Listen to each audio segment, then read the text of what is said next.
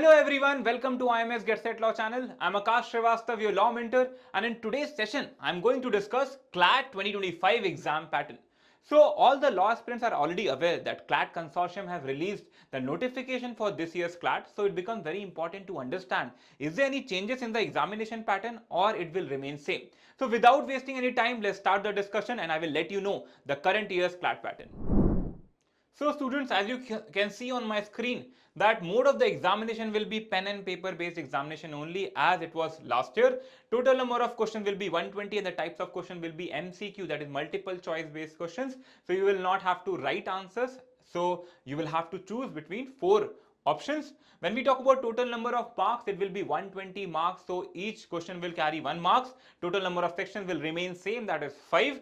English, legal aptitude, mathematical ability, logical reasoning and GK.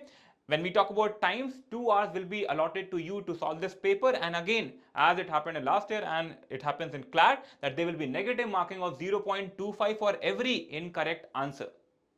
So aspirants, this was in brief about what exactly will be the paper pattern. When we talk about all the sections, so it becomes very important to understand whether there will be any change in the pattern of any section or not. So based upon the notification, and again, as I assure you that in future, whenever Clat releases a notification, we will discuss in detail all the details of these 5 sections, what exactly will be the syllabus of these sections. But just to let you know that what you can expect. So when we talk about English, it will again be a reading comprehension based questions only. So there will be no fill in the blank, there will be no grammar. But when we talk about vocab questions, it will be asked, but the words will be from the passage itself. When we talk about current affairs questions, students, so it will be a passage based current affairs questions. So there will be few important topics that happened this year, so they are going to give you one passage related to that, and all the questions will be based on that only. But when we talk about static GK based questions, so it will be asked, but again it would be totally dependent upon current affairs only.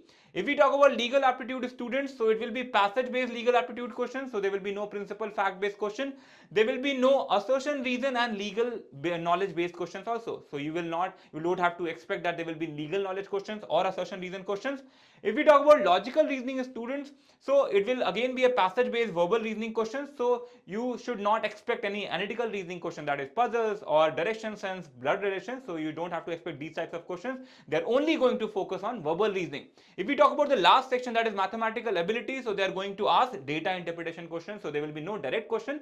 So you can't expect that there will be direct question of percentages, averages or ratio. It will be asked. You have to apply these all formulas, but again based upon the information that they have given in the data.